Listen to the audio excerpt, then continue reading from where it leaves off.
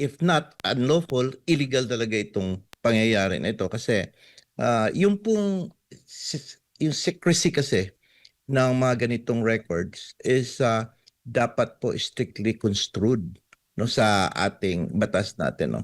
Now take note that yung ating AMLA law requires no exception. Talaga pong klaro po doon sa batas. Wala po talaga, bawal po talaga ito ilabas, no? There is no such exception. Kayo rin ho ba, attorney, naniniwala na illegal yung pagpapalabas, disclosure nga nitong mga bank records ng pangalawang Pangulo doon sa hearing ng Kamara?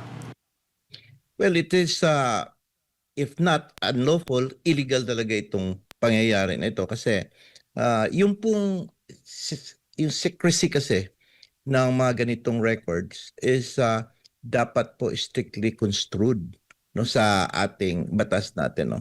Now take note that yung ating AMLA law requires no exception. Talaga pong klaro po doon sa batas. Wala po talaga, bawal po talaga ito ilabas no. There is no such exception. In the bank secrecy law, iba yon, merong exception yung tinatawag nating except in cases of impeachment. Yon. Opo. But there are two schools of thought in cases of impeachment, Sir Jade. Yes, sir. Opo. Pero alin ho ba ang magiging batayan na kung sakali man sa korte yung bank secrecy law na kung saan may exemption nga doon sa impeachment na yan po yung nagiging argumento, naratibo ng Kamara o itong sa AMLA? Okay. We would like to make it clear first, no.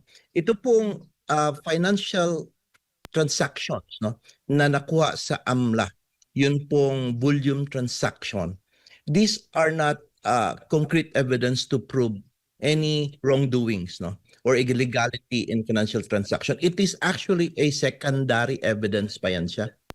Because in order to verify and or authenticate the transactions, you need to have the bank records. Otherwise, if that will be presented alone, it has no probative or evidentiary value. Now, they need to have the bank records, no? Kung ano bang bank yan, BPI, BDO, PNB, they have to get that. Now, it is dangerous now if the Committee on Justice will issue subpoena to get these records. Bawal na po kasi they are on committee level. Sabi nga nung isa nating nag-post is that committee lang sila, hindi sila court, no? Only the court, no, can do that. Now, ito pong issue because they are saying that except in cases of impeachment, ang interpretation po ng Kamara or yung Committee on Justice is that impeachment proceeding po ang ginagawa nila. That is wrong, no? Because ang impeachment, except in cases of impeachment, the rule on that point is it should be strictly construed doon sa batas at sa government, no? Take note that statutes that are derogatory in the privacy of people and records should be construed against that law or the government who is invoking it, no? Ibig sabihin po, the general rule is that it's secret. Exception po is that it must be strictly construed. So ibig sabihin po, pag strictly construed, it should be the impeachment court that has the authority and power to get all those records, to issue a subpoena, to open those bank records, so to speak, no? So yun po ang issue natin dyan, no? Hindi po pwede on committee level, especially na pinapublicize po nila, Sir Jade, no? My point being is that the least they could have done, no? Talaga, kung talagang they would say that they are sincere and they are just really looking at the evidence to determine probable cause, they should have kept that in a executive session. Parang yung sinasabi ng BIR, dapat executive session para hindi i-publicize because damaging nga po eh. It violates certain levels or strict levels of privacy po, no? High level of privacy, Sir Jade. Linawin ko lang, attorney. So pwede na lang valid po yung pag-access nila ng bank records ng pangalawang Pangulo basta nasa executive session sila. Tama ba? I'm not saying that, Sir Jade. What I'm trying to say is that they are not allowed, no? But I think sana ba, at least at the very least, if really they are honest enough to say that we're just looking at it, they could have done it through executive session so that at least yung nyaw-nyaw po ng public medyo mabawas-bawasan, no? But I still stand with the fact that they cannot do that. Only the Senate Impeachment Court can allow the opening of these AMLA records, these financial transactions, as well as the bank records in the near future po. Opo. Pero sinasabi po nila, attorney, ay para malaman kung may probable cause yung kaso nga ng pangalawang Pangulo, dapat nilang kalkalin ito, dapat nilang malaman. Yes, sir. That is true. To determine probable cause, you have to gather evidences and receive evidences from the complainant. But they have to rise and fall with the complaints filed by the complainants. They cannot act as a co-complainant. What they're doing kasi in getting all these subpoenas, kaya kinakantsawan sila ng fishing expedition, is because they are now trying to become now the co-complainant. Take note that their authority is only to determine, no, at that point of level whether there is probable cause. And by reading, no, on the complaints and the impeachment and the attachments. Now, in case they find out that there is probable cause and they would like to use some records of the bank and the AMLA later on in court, that is the time they will move to subpoena duces tecum and ad testificandum on these particular banks as well as the executive director of the MLC. They cannot do that on their own level. That is our stand. No? So the best thing to do sana is that they could have determine it. Kung may probable cause, then file. Because we know for a fact that this is a numbers game. This is not just it's a proceeding impeachment. It is also political. They have the numbers, as they say.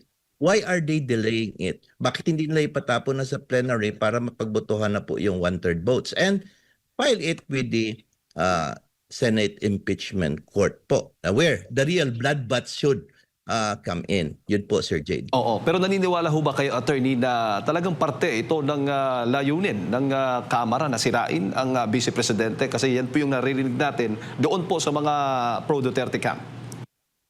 In my opinion, is that with the publicized presentation of these confidential records, as well as their comments during the hearing, yung mga edewaw, yung mga smirking faces nila, it would appear that this is really a matter of destroying the image of the Vice President. No, it is not only the legal aspect of gathering evidence, but to paint, no, piturahan po nila yung pagkatao ng ating VP Presidente as being, yung corrupt or meron siyang malfeasance na ginawa, so that it would try to somehow condition the mind of the public in order that he will go down ang ratings niya.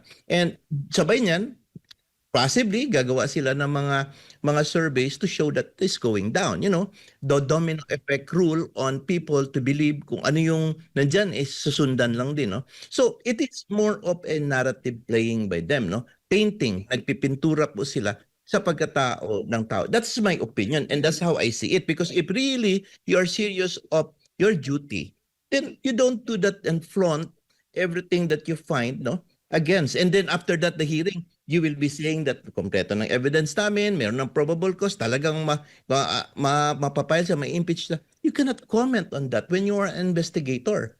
You must at least appear to be at least neutral for purposes of due process po. Wala na po. It's very clear that what they are doing is really to destroy and damage the reputation of VP Inday Sara. Bago ko ipasa kay partner attorney, sa mga naging desisyon po ng Supreme Court sa mga nakaraan, ano yung mas pinapanigan po ng korte? Yung pagdating po sa kaso ng privacy laban po sa access ng mga bank records? Yes, yung sa private access ng records po ng any person is really considered as in derogation to the rights of privacy. Kaya strictly construed yan. Hindi basta-basta po. No? I have read several cases decided by the Supreme Court that says that you have to be careful. There must be a lawful excuse on requiring the opening of these bank records. Otherwise, if you do that unceremoniously, you will be held liable. Take note, meron po tayong penal provisions as well fine dito po sa mga batas na ito po. Attorney, may buntag si Admar po ito. Sir, Ay, hello Sir Admar, magandang umaga po Sir Admar. opo, attorney, ito bang ginagawa ngayon ng House Committee on Justice? Parang inaagawan na ba nito ng role ang Senado bilang impeachment court? Actually, I would say, in my opinion, meron ng super overreach, no? Lampas na po sa kanilang function and duty, no? They are now acting as if a magistrates na po, no? Gathering. While it appears that they are showing that meron pong proceedings, no, and they are presenting it to the public to show transparency. However, if you'll notice, it appears to be scripted already. Kasi tingnan mo, meron na silang mga naka-assign na tao na mag-read, no? Meron na silang naka-assign na members na mag-read, meron papel, may binabasa and everything, and they have matrices in advance, and they have documents in advance na wala pa po yung respondent natin, even or the counsel for the respondent, no? So talagang super prepared, no? So it's tantamount to saying that they are actually arrogating upon themselves the functions of the Senate Impeachment Court. Pati rin po itong sa usaping pagbusisi sa AMLAC report, tingin nyo po, ito po ay pwedeng gawin ng mismong impeachment court na rin? Ayan, it is a different story now, no? Because when that is meron na po subpoena for that. The impeachment court, I believe, can do that because it is a court, no? And it is irrelevant to the subject investigation or impeachment proceeding. It is only the Senate Impeachment Court can order the opening of these bank records as well as the AMLA records for purposes of verification. Kasi i-verify yan dalawa eh. Bank records, AMLA records. Without these bank records, nothing po itong AMLA. Yung mga financial records sa AMLA, irrelevant po yan siya. It would not be, wala pong evidentiary value. So we need the bank records. And it's only the Senate Impeachment Court can order that. Opo. Dito naman po sa usapin po na ginagawa ng Committee on Justice, nabanggit po kasi ninyo na yung sufficiency at probable cause lamang po yung tinitingnan po ng komite. Hanggang saan, maaari niyo po bang maipaliwanag hanggang saan lang po dapat sa pagtatanong at hindi na doon mismo sa paghahatol kung ano ba yung kumbaga pinakalayons na maintindihan ng ating mga kababayan, hanggang saan lang yung dapat gawin? Ito yung mga available na mga information, paano nila i-handle to? Ano yung dapat treatment lamang ng nasa House Committee on Justice?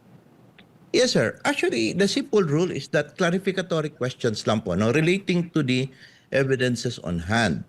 And kung ano po yung evidences na sa kamay, tapos let's say an affidavit, then he calls for the particular witness and asks some clarificatory questions. When you said about this, do you have any proof about this, like that? Hanggang dyan lang po, no? To clarify, para bigyan po ng linaw po yung sinasabi.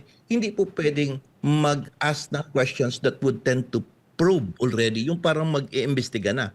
Just like what they're saying na tinuturo na where is that, pinapaisa-isa na yung mga reports, pinapa-identify. When the documents speak for itself, alam mo, I was objecting really when in my while watching, yung pong SALN ay pinapabasa pati yung mga ano yung nakalagay doon na mga statements, ano yung mga recorded statements doon.